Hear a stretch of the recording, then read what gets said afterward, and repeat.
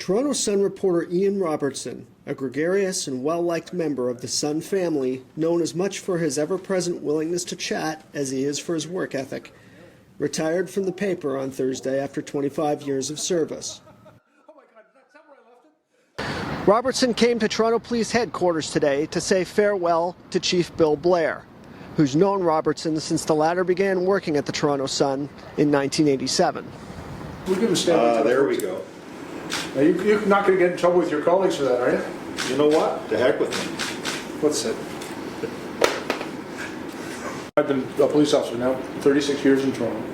And over the course of that, you know, when you work in investigative areas or if you work in a particular part of the city, you would develop a relationship with certain journalists.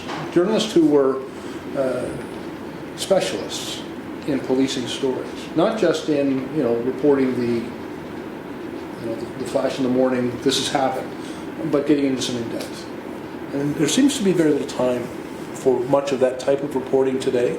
But you know, there are still some old school guys around. Now a few fewer of them than was the case. And as of January 31st, one fewer. I think one of the greatest pleasures I've had over more than 40 years of reporting, starting off in Belleville, Ontario, getting to know police officers there, getting to know them, whether it was simply observing from a sidewalk, talking to them for an interview, getting to know and being trusted by officers, detectives, to talk a little bit more strongly about, well, what is happening? Well, sir, can you tell me about the possible at such and such? The trust level that was there. It would also help me understand a little bit about what was happening on the street, because the backgrounding was incredibly important. Where I think the public has been well served by reporters who knew how to get the facts and presented them in a way that would help people understand what was truly going on. A newspaper report can tell the people of Toronto not just about the crime that's been committed, but a little bit about the people that are investigating that crime, a little bit about the people who work for them. Because I know from a police officer's perspective, you know, sometimes when your story is told well, when, you know, something that you're working on, something that you've done, something that you believe is really important, you put a huge amount of effort into it, you know its importance, and when that story is told well, you know, the people of Toronto know how important it was as well. Mm-hmm. By the way, that the police should never be above criticism, and part of that respectful relationship is that, you know, if you'd done something wrong, you knew that was going to get reported to. If you made a mistake, or if, you know, we had not succeeded in something, that part of the story also is going to be told, and I think there's value in that. The experience of an officer who gains time on the street and is able to respond to that and learn from sometimes mistakes and sometimes positive things shows in the benefit of the community. Understanding mistakes that happen is also part of forgiveness of people. That includes journalists too. We make mistakes, I think, on a few occasions, and that's something we learn from as well.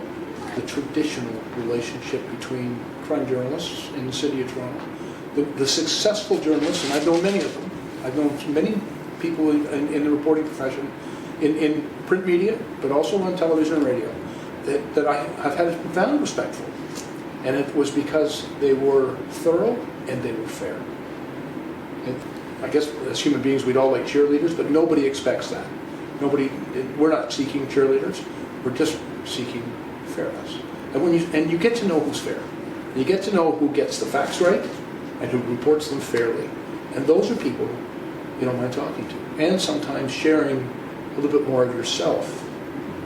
Not just the details of an investigation, but a little bit more of yourself. And that comes over time, and it comes as a result of trusting relationships. You know, for a long time, newspapers invested in those relationships because they invested in reporters who would be crime reporters for maybe their entire career. You know, and you and I have both known them, and we can name them. It happens less now. You know, people are assigned to it for a brief period of time. Frankly, quite often they'll burn the bridge and move on. I have to tell you, one of the things I remember best about Ian is Ian would come to me, and Ian would invest a fair bit of time into his stories. You and I've had reporters come in and talk to me for 5 minutes. I think some of my longest conversations with anybody in the media were with Ian, because Ian would come in and we would talk about a lot of different things. We would talk about the story he was writing, but we would have a long conversations about a lot of things. And you would take the time and we would give you the time, part of the relationship, You always do. to dig in a little bit. Yeah.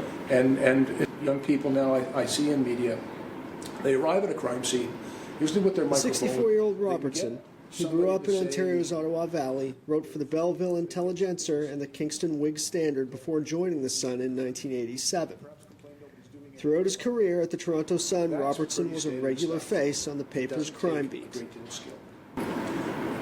The better reporter is the one that gets into this neighborhood, gets into the story, gets into people's lives, and can give the rest of the city that the texture of that story, and not just the 15-second clip, which everybody seems to pursue, or the one line in a story, but some depth to it.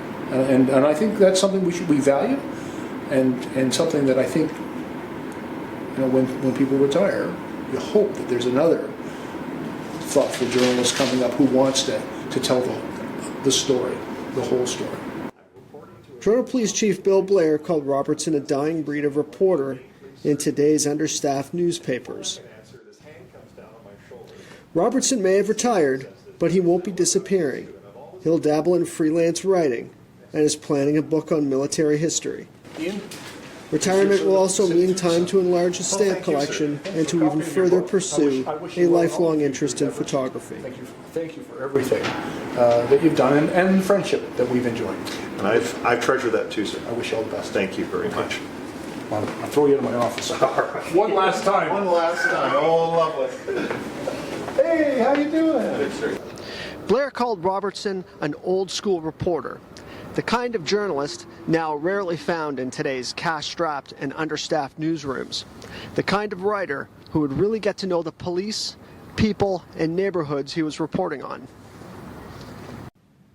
For the Toronto Sun, I'm Terry Davidson.